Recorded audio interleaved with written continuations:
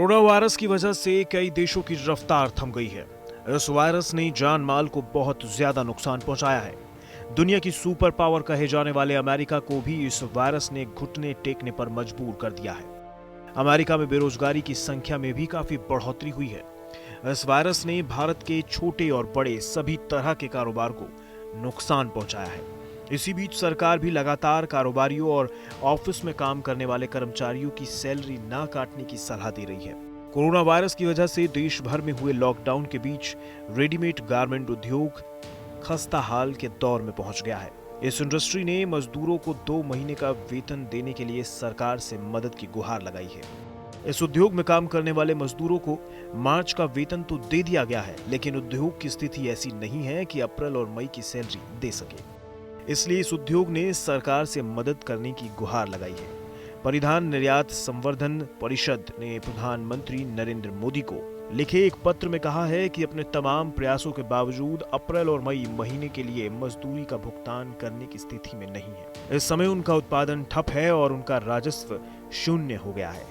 AEPC का कहना है कि इस क्षेत्र में काम करने वाले करीब 1.30 करोड़ मजदूरों को मार्च के वेतन का भुगतान किया जा चुका है।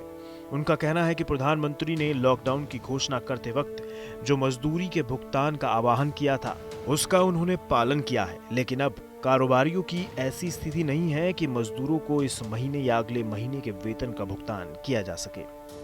एईपीसी का कहना है कि ऐसी आपात स्थिति में ही सहायता के लिए सरकार ने अटल बीमा व्यक्ति कल्याण योजना को बनाया है। इस समय कर्मचारियों और नियोक्ताओं की तरफ से किए गए योगदान से इस योजना में करीब 91,000 करोड़ रुपए की बड़ी धनराशि जमा है।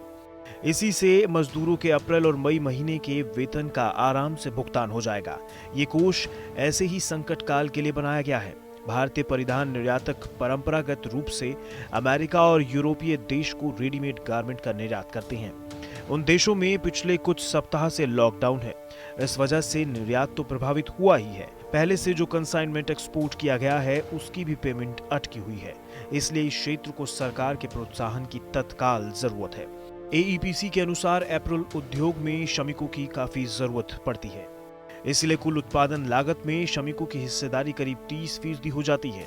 बाकी निर्यात से जुड़े उद्योगों को देखा जाए तो वहां कुल उत्पादन लागत में श्रमिकों की हिस्सेदारी 5% तक ही सीमित हो गई है।